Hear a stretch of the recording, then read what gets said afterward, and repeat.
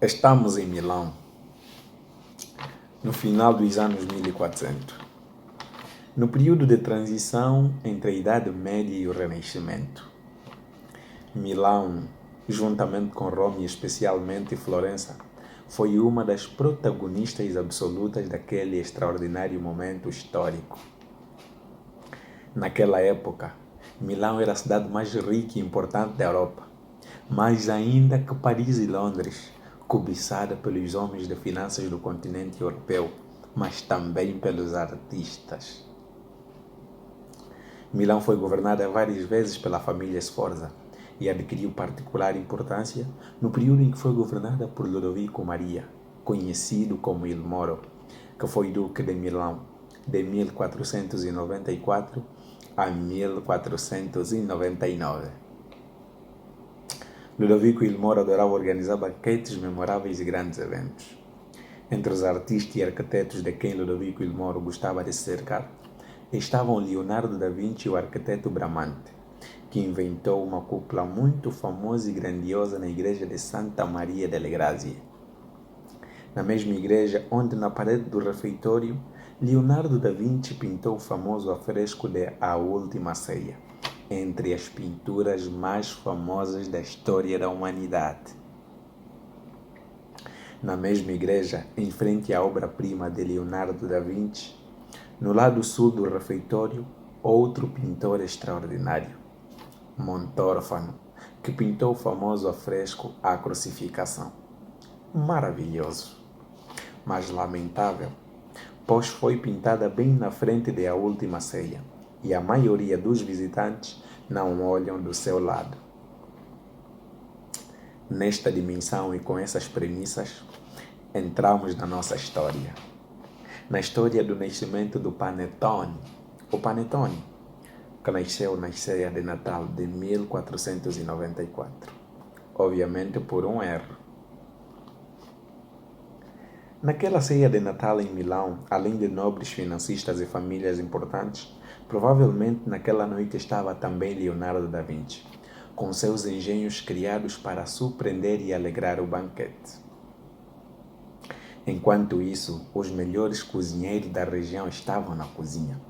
E obviamente podemos imaginar os inúmeros e suntuosos pratos de caça, peixe, legumes e sobremesas. Muitas sobremesas. O mestre cozinheiro encarregado da sobremesa principal tinha ainda que verificar todos os pratos e todas as outras sobremesas do jantar.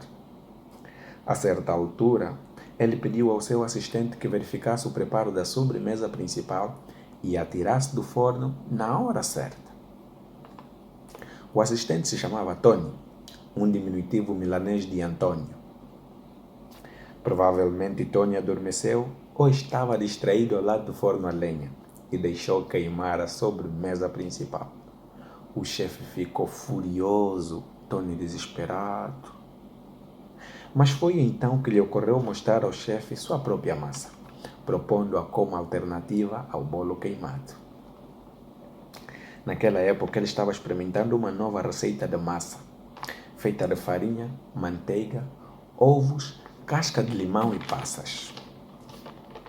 Ele havia preparado não apenas para experimentar, mas também porque no período próximo ao Natal, aos mais pobres lhes era permitido produzir um pão rico, isto é, à base de farinha e trigo, o que normalmente só era possível para as famílias ricas. Tony havia amassado uma boa quantidade, com a intenção de levar uma boa parte deste pão para a sua família. Inicialmente, quando viu aquela mistura, o chefe ficou muito cético.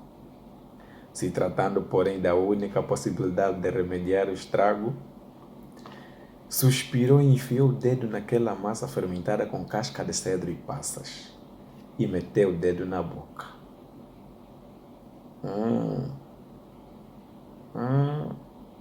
Não estava nada mal, nada mal. Ele decidiu dividir a massa em partes e modelá-las no formato de cilindros. Colocou-os no forno e assim que ficaram assadas, serviu-os ainda quentes.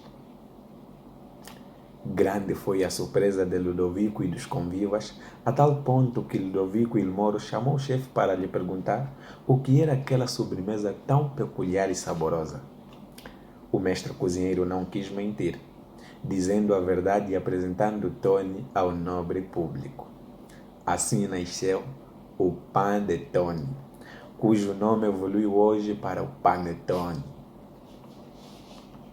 O Panetone demorou pouco menos de 4 séculos para se tornar a sobremesa oficial de Milão, tornando-se um símbolo insubstituível das festas de Natal do final do século XIX.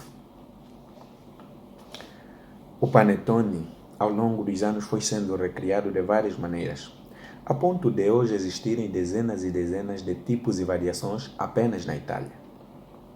No entanto, todos eles têm alguma coisa em comum, um elemento que ainda caracteriza e diferencia o panetone italiano e as demais fabricantes italianas das de outros países. De acordo com os princípios orientadores do conceito de qualidade artesanal, a qualidade das matérias-primas e o período de processamentos são fundamentais. Feliz Natal!